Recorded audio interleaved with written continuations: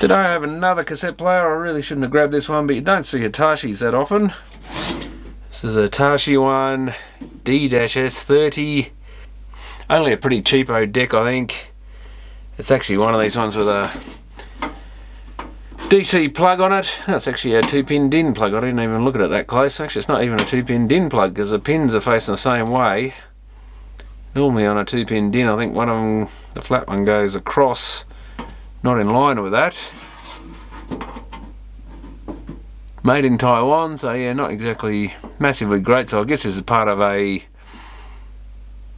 it's got some sort of French writing there. Be part of a stereo system. That's actually 11 volts at 700 milliamps. I was expecting 12. So I guess we'll have to work out which one's positive and which one's negative, since it doesn't seem to say anywhere. But it's actually in pretty close to mint condition. There's a few little marks on it. A little bit on that corner's not too good. Not a bad looking deck. I actually quite like the look of a lot of these later ones, but I'm not expecting it to be real great. It's got the old auto stop lever. Is that a, I don't know if that's a Tanishan or something else. I don't think it is a Tanishan mech, but it's something of that sort of quality level. It's not a great mech, but I don't think any of these later decks really had any of the sort of fancy mechanisms, unless it was an auto reverse one. The rest of them were usually just one of these Tanishan TN21 type things. But this is pretty typical of your sort of 90s stuff. Could be earlier, but it looks very sort of early to mid 90s to me.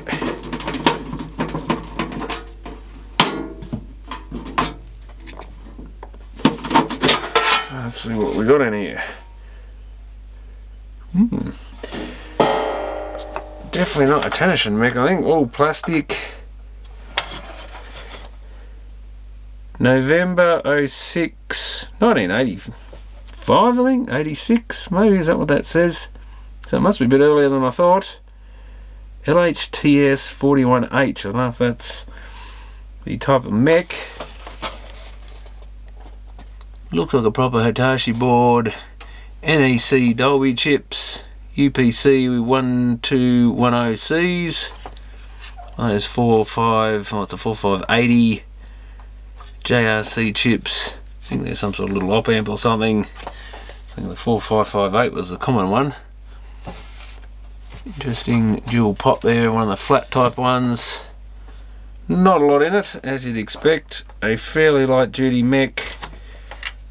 Is that just a single belt? It's got some sort of big gear on it, so maybe it does say soft touch on here, but I felt the buttons and they don't feel that soft, but maybe they do actually have motor assisted parts of the mechanism. I didn't actually check.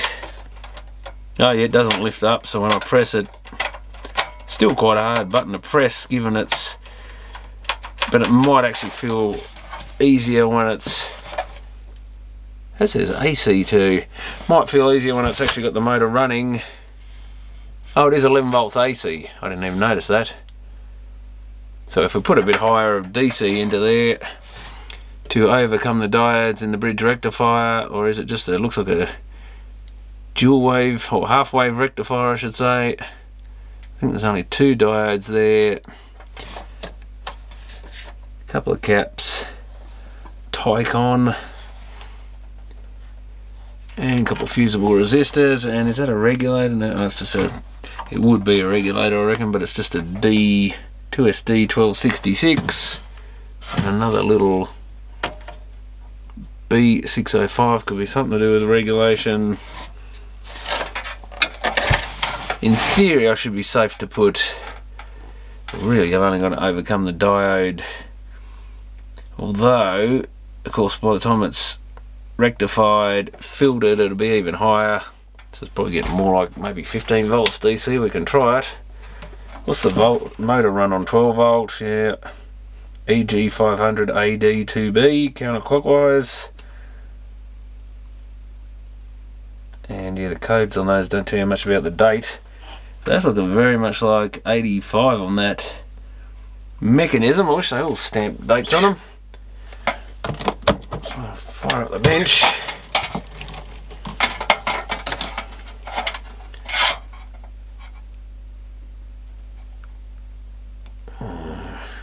Can I get this to work without shorting anything out? Can't hook it inside the unit easily. These clip leads need replacing. I think they're starting to lose the plot like they all do. Now we're on 12. We've got regulators, so I think we've got right to crank that up to about 15, maybe a bit over. I'm getting a bit of sparking there. Oh yeah, we've got an LED, and now we're shorting it out. There's got to be an easy way of connecting this thing. Can I connect to those wires directly? Probably not. It looks like a fuse there. That might be one of them. Where a fuse should go. So it's obviously made to have a circuit board mount transformer in a different model. So they must make these.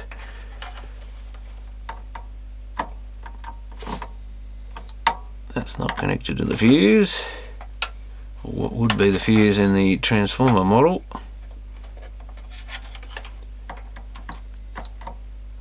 Neither's that. Oh god. What about the diodes?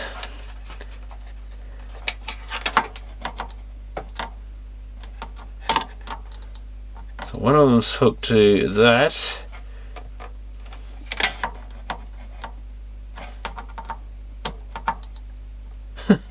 And that's it.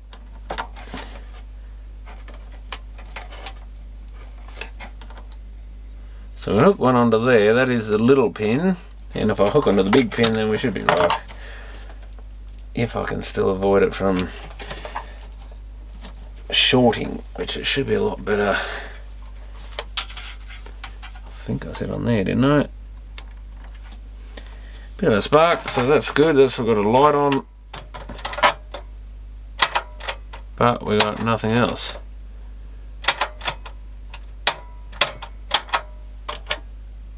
Normal Dolby on and off.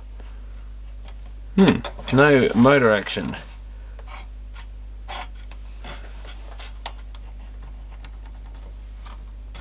Interesting, I can see a switch pushed in.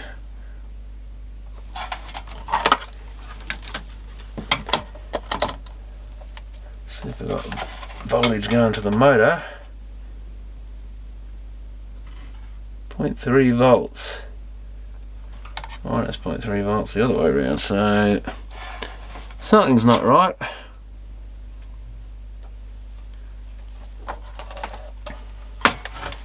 And that's the problem with these things. I'll use the RCA as ground. I guess I could use that motor pin.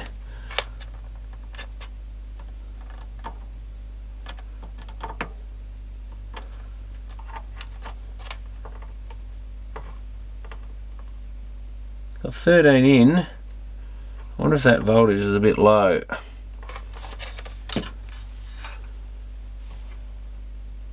Or do we definitely need AC in here? There might be a reason we need AC. Oh, hang on, if we've got a diode bridge, yeah, we might actually need AC, because it's not a... Oh, we're starting to get some voltage coming out.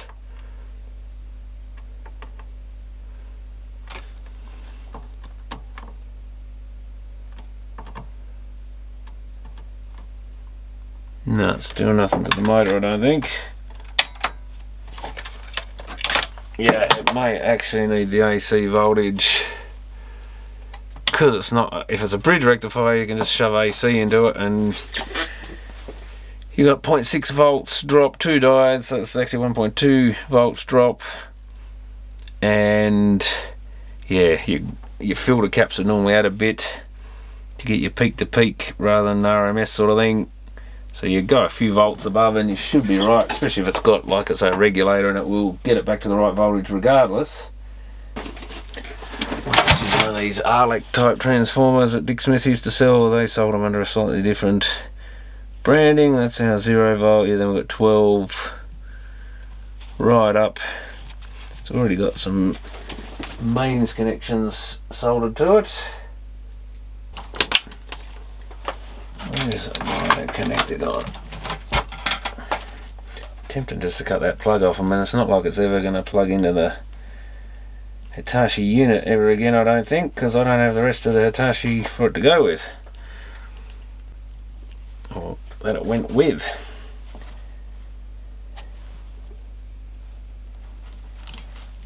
These crappy clip leads. And I'm never going to find a plug to fit right on that, I don't think. Because I'm going to get all this to one side, because this is going to be live mains and stuff. 12 volts, that's the next one, isn't it?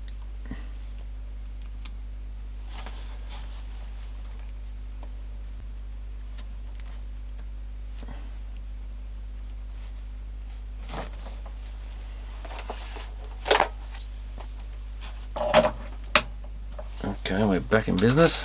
Now we've got tape rotation. So yeah, not a good idea to put DC into a half-wave rectifier. No counter by the look of it. Quite a noisy rewind. Well, I'd say this is probably actually a goer. Try the old test tape first, I guess.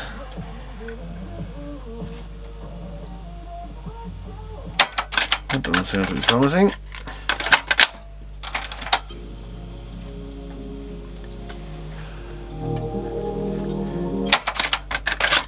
But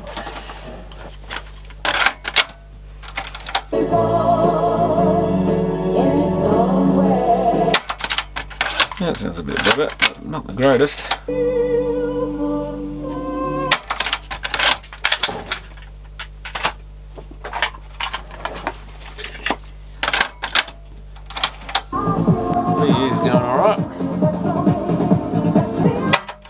Level looks kind of alright, but the head doesn't look particularly dirty, a little bit, but just a general sheen of something over it, or lack of sheen, I guess. It's like a kind of yellowy coating or something.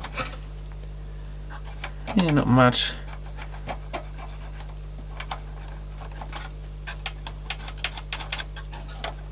Capston's got a bit of muck on it. Not enough to cause that much trouble, I wouldn't think.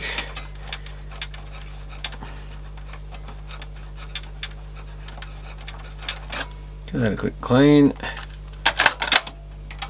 Wow! That had the slightest, well, it's dirty now from the capstan being cleaned. The ever so slightest sort of oily looking, or like cigarette tar kind of coating on the head, like it wasn't a nice shiny silver, it was just ever so slightly dull and yellowy browny sort of colour, and that made a massive difference. So there you go. Give it another clean into the cotton bud. There's still a little slight stain on there. I don't know what that was, but I've never seen a head that clean that only had a slight coating on it that didn't even look like oxide. So there you go. That was just like some... I don't really see how something that's just tar or something would really even affect the head, because you can understand oxide is magnetic and sort of affects the head coils or something, but rather weird.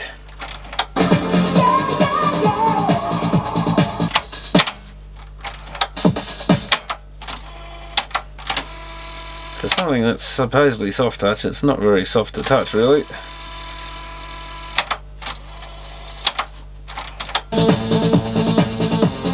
Feels like your average sort of plasticky deck from that era. It's got normal chrome and metal tape, chrome type 2, metal type 4, Dolby on off. Still haven't got anything out of the counter, so it must have a... oh, there's no counter built in there, that's why. But I guess it'd be interesting to maybe have a look at this mech. So that would have gone, I guess, onto the reel. So where did the belt go? I'll just check the record on it as well. Where's my tape gone? Here's what I need you to.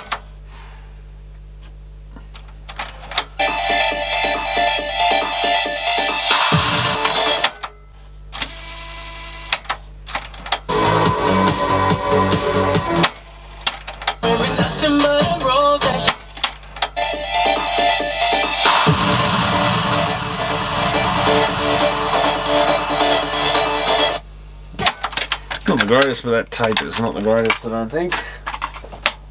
Oh, might have a quick look at it. I don't think any of this does that door come off at all? Oh, you can possibly push those little pins. Yeah, it looks like it's got the little push out pin things. Yeah, just push it from behind, because I think that'll have to come off to get it apart. Yeah, push it from behind and pull a little piece, because that deck's got to drop in that way. I might as well have a quick look. That's the main reason I bought it, just to see what on earth this thing's actually made out of. I have to take that out of there. Now they got that in there. It is just pushing, I think, the little record switch thing, but it doesn't want to come out in a hurry. And the actual, what have they done here? They've screwed, I have to unscrew the counter, I think, to leave it behind on the front panel. So the motor brackets screwed onto the counter, and we can't actually get the counter off the front at the moment anyway. Yeah, that's it. I think there's only 2 screws. There can't be only 2, surely. One where the motor bracket goes onto the counter. I can feel something else holding it in. There's 2 little black screws under here, maybe.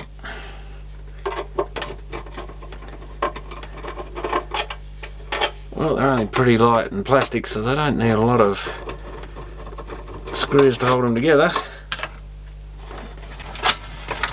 Looks like the deck's moving now.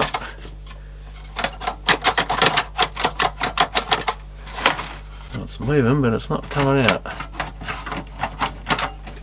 Oh, that door's not stuck around or anything, is it? No.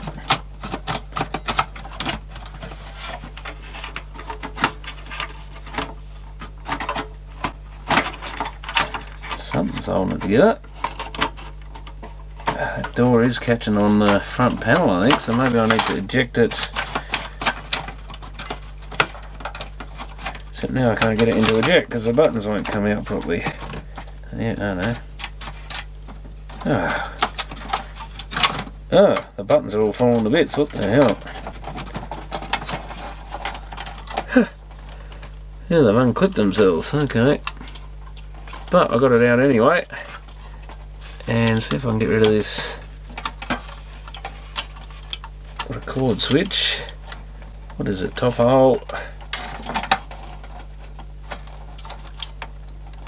Well, I wasn't expecting it to come apart like that. Now these wires are actually blocking the... Oh, go away, white wire. Once you get that out of the way, the record switch comes off.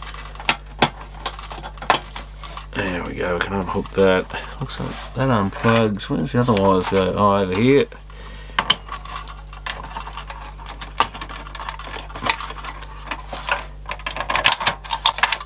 So the deck comes out, nice. Yeah, these buttons just fall off virtually. Very little holding that on.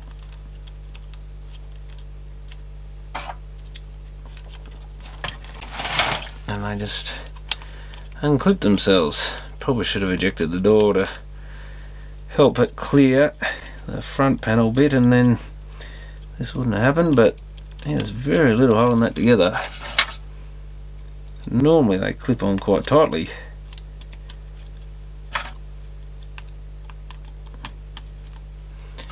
Well, at least it'd be easy to replace because you just pull them off and easy as. Now we probably need to get this aluminium plate out of here to see where the actual belt went and whether it's still in there somewhere.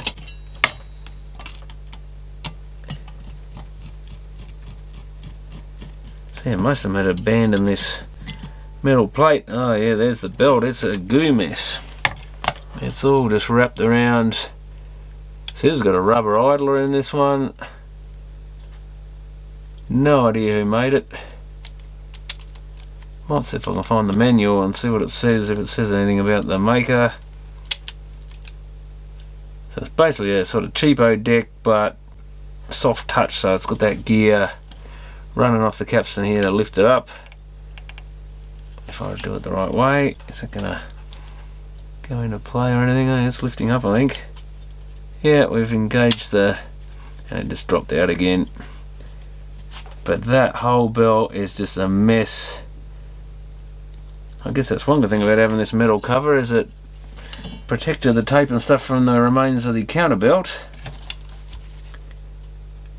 Other belt's in really good condition by the feel of it.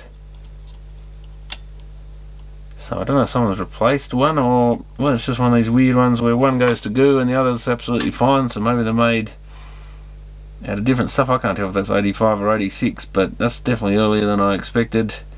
Not that surprising. Don't know what LHTS is, whether that's the maker. It's got HT on the record bit,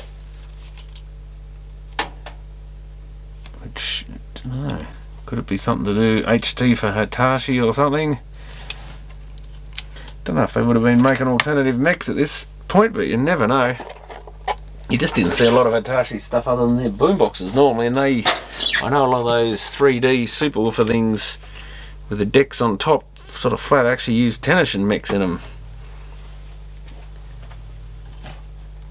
And that's from a similar era, maybe a couple of years after this thing.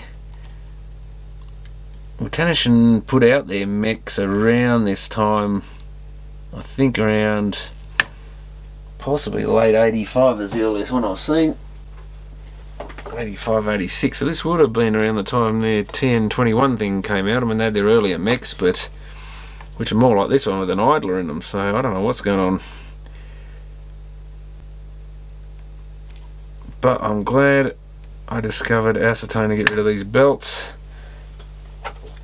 I mean, some people seem to be commenting that alcohol gets rid of it, but I was going to do the experiment. Let's put some metho on there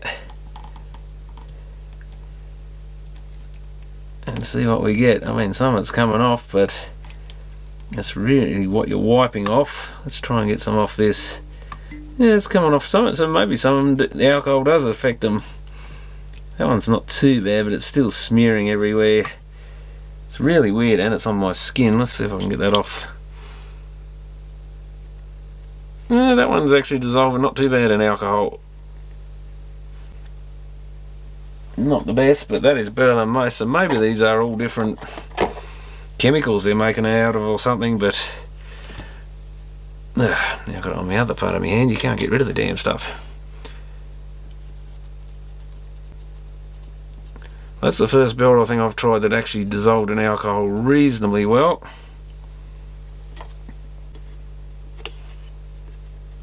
But the acetone just absolutely wipes it out.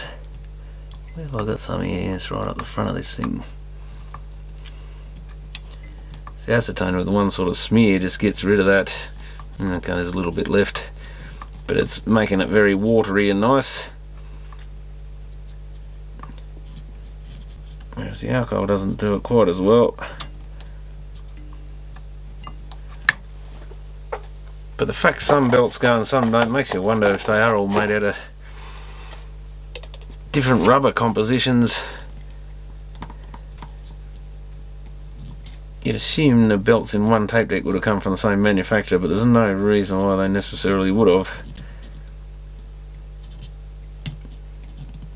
Because manufacturers do some pretty weird stuff when it comes to sourcing stuff.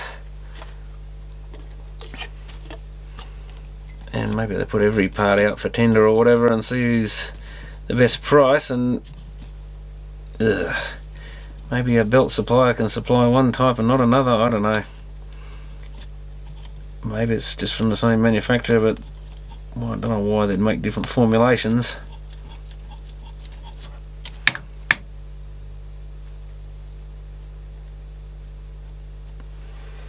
But yeah, things aren't always quite as logical as you would think.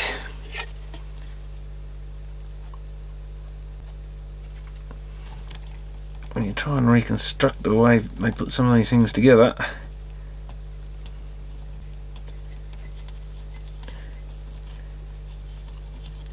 I think I've got the worst of it now.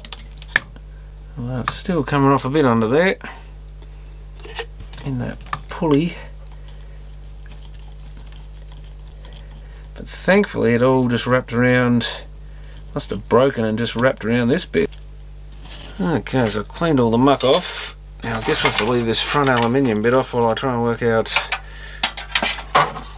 what length I need. Quite a long one. Yeah, it's got to go from there across around this tape counter under there.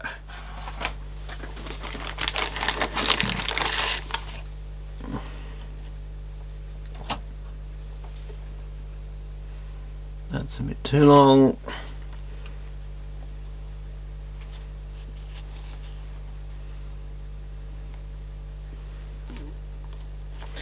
They're all the same. That might be, is it? More like what I want. Oh, it's getting close, I think.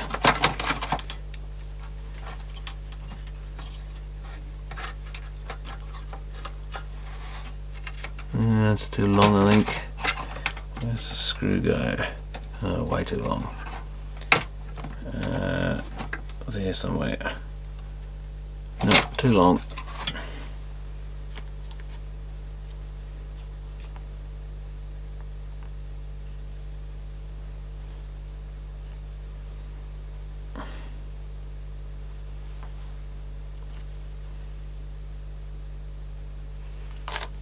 Might be a bit too short on it, might work.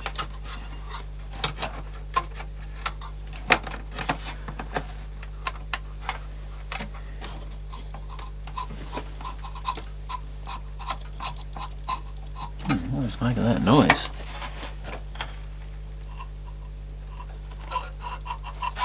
I've got a brake on or something. Ah, no, I've got it. Well, that isn't going to work. It's going over the the eject lever. Still probably tight enough.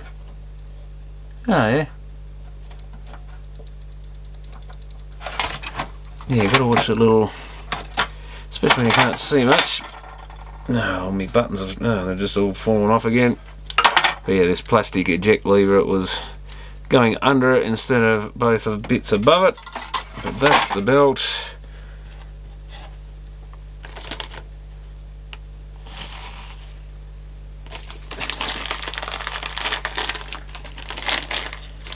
Well, I'm not a fan of these buttons that fall off everywhere. But at least I can put the belt on there, get it above that eject thing, get our aluminium bit back on. Wipe the dust off it, got every button's falling off, I think. That should slot into something down the bottom, into the plastic bits down here, I guess. Like so.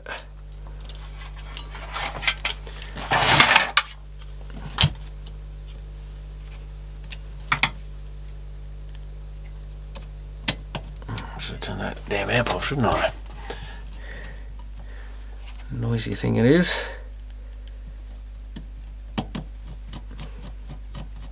Might have to put one of the other ones I fixed in there. I just thought that little one would make a good workshop amp, since it's not much good for anything else. But it's not good if you're actually filming things.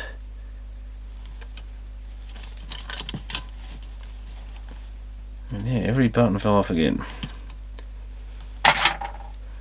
Record at the end, I think. Rewind must go there.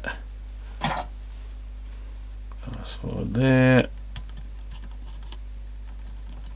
Doesn't want to go down for some reason. Come on. We in a mode here. Now.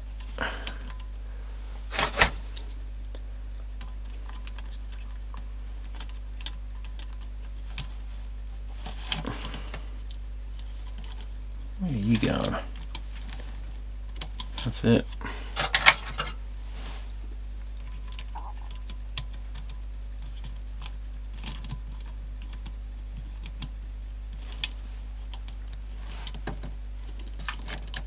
Oh, get in there. Why won't that one go in? And now the record's fallen off. Yeah, they're the flimsiest buttons I've ever seen as far as falling off easily.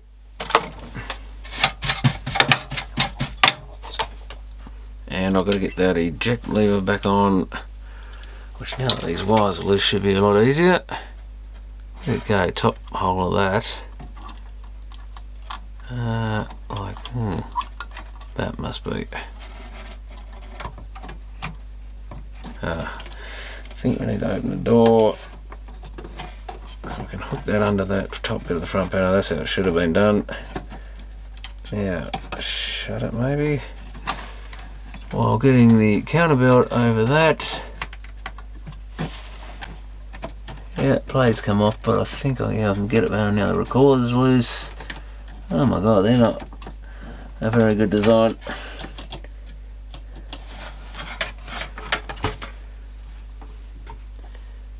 And yeah, 2 screws there, 2 underneath. Yeah, screwdriver.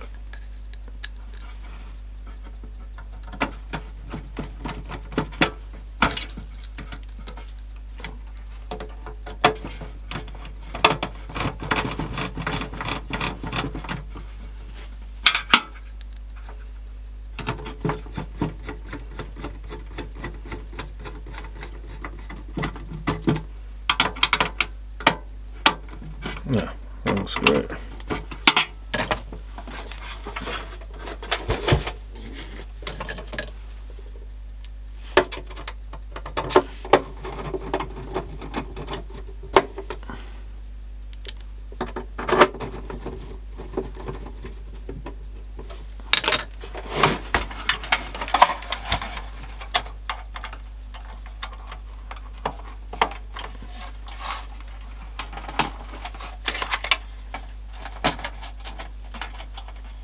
Do you think above or below the record? I can't remember. Probably goes under the record switch, I guess. And then up into this little clip here somewhere. Yeah, that'd be it, I think.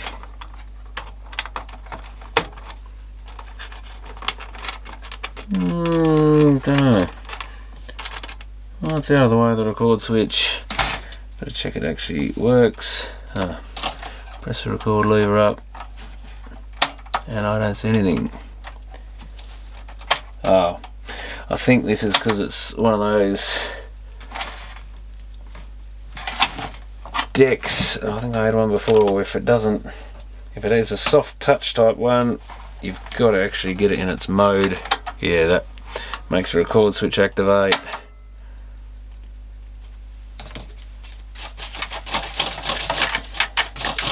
But yes, not actually very dirty or anything, which is a nice change. Finally something that hasn't been abused. And might as well clean the inside of the door off, I guess. Needs a little bit of a clean, but yeah, that's one of the nicest ones I've had. Oh, more dust there, it's everywhere. Just as I say how clean it is. But you expect a bit of dust on things. Usually that's just from sitting around here for a while. That hasn't got in the right hole. I've got that on a weird angle. Might have to take the other one back off. Ooh, there must be 2 holes there. I can't even get it out now. There we go. Oh yeah, they put double holes. That's handy. So do we go in the bottom 2, top 2? Well, it's going to match up with that bit there. So I guess whatever it goes into that is straight and in alignment with that, which could be either bottom one, I think. That one does not want to go in for some reason, but that might be because the little piece is not, yeah, the little pin hasn't pulled out. That would be your issue.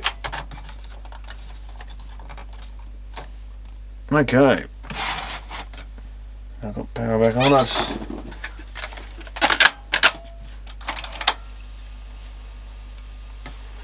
Amps off.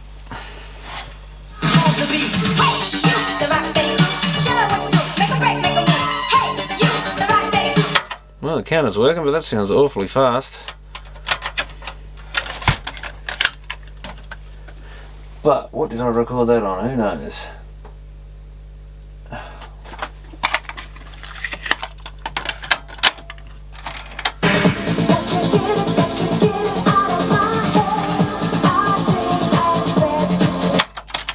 I think that's alright.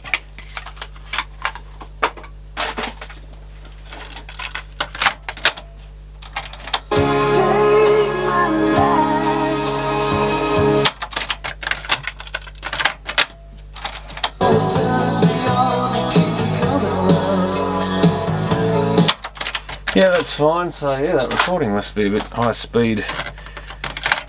Don't know what I did that on. Let's just record a bit more. Well, why not? I just need to hit record, don't I?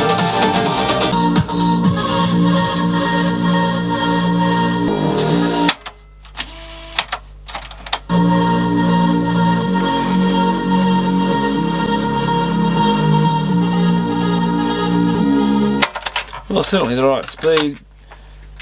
Doesn't record the greatest, but you know, you don't expect too much from just using a standard audio tape. But yeah, besides a couple of little smeary fingerprints and stuff, that's actually close to mint, the front panel, so I doubt this one got much use. Which again, with the belts like that, probably proof, or a belt like that it didn't have a lot of use.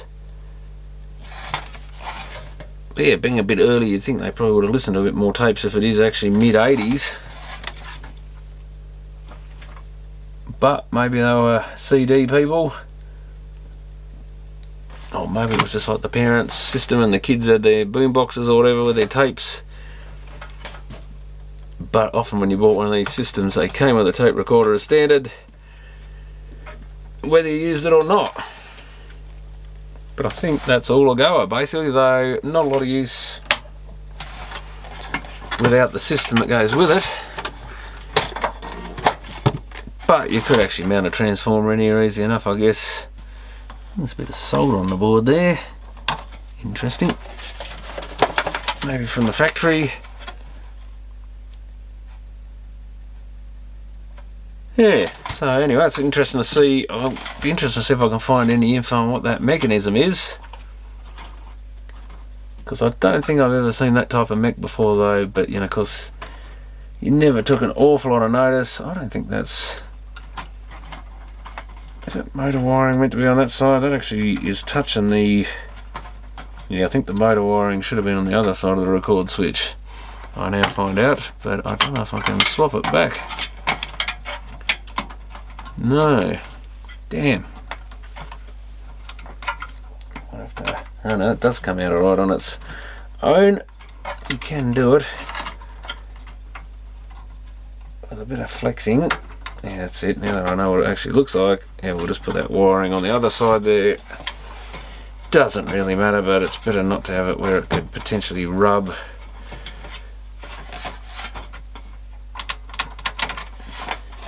But yeah, it is almost like new condition, this thing. Ah, didn't put my plug back in though. So that's why you always test things after you put them back together, because you do one little fiddly thing like that and then you forget to plug it in. So you always put the cover on and test them again. But yeah, this is actually close to mint condition, no corrosion, not a lot of dust in it, a little bit down there still. Like I say, I doubt this thing's had much use at all. There's a bit of oxide on there, so it's obviously been used, but none of the finger sort of nail scratches and stuff that you expect on these things when they've had a good lot of use. There's possibly a little bit of, I think that's just greasy muck. No, there's hardly any marks on it at all. I don't think. I'll give that a quick clean up after. Some very fine scratches. Hard to tell what's greasy mess and what's actual scratches. Yeah, so it's as new, but basically pretty useless. But I opened the door and had a look and I thought, well, I don't think it's a Tennishin mech. which is a shame because I do want to collect a couple of their different ones now that I know some of the different varieties they put out. But yeah, it's kind of a nice looking deck. I actually don't mind the look of that one. That sort of era, actually not too bad. Now one thing I didn't check, does this have multicolour LEDs in the level meter?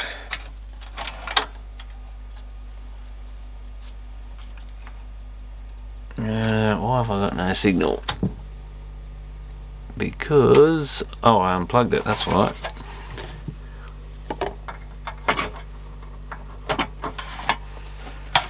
No, it's just orange LEDs, I think. That's a bit lame. So cheaped out there just with orange only. I don't know why this era sort of, they liked orange so much, but usually they had a couple of reds still for the plus decibels above 0 dB. Well, that's a bit disappointing. And yeah, of course, no power switch where it feels like there should be one, because this got switched on and off with the main system. And yeah, there is the, I don't know if they've glued that in there or is it moulded. Hard to tell whether they moulded this front panel with a blanking. I think it's a moulded blanking plate, but they've got some of the moulding parts there. Probably a mould they could alter whether it left that bit out or in. Whether there was a hole there or not a hole, I guess. So yeah, and it hardly weighs anything. But it does have adjustments for, what have we got, bias, record gain, and I think that's it. No playback levels. Oh, this is actually one of these boards again with the silvery resistor things printed on the top of it. Similar, I think it was a TAC and something else. But yeah, I mean, as a display piece it probably wouldn't look too bad. One of the nicer looking sort of plasticky ones at least, although that's a matter of taste, I guess. And yeah, that is a one-off plug. I don't think I've ever noticed one of those before. Generally things like Hitachi, you didn't see much of it for repair because it was, even this sort of cheaper stuff was pretty good quality, most of it. Saw a few of their VCRs and that was about it normally. Some of the earlier televisions, but, and of course the boom boxes did get a bit of abuse, but even those I didn't see too many Hitachis.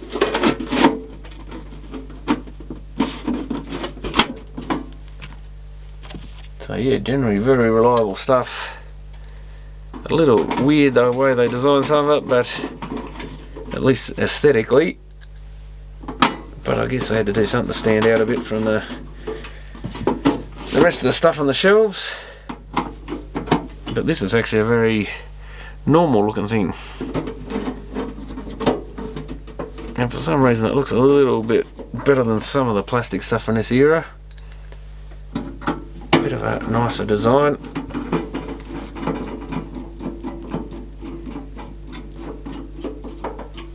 But yeah, so made in Taiwan. So that may be some sort of Taiwanese mechanism, I guess. Though I don't know if the Taiwanese did much in the way of making their own mechs. And yeah, one of the first ones I think I've seen with it's got like soft touch control written inside the, through the door.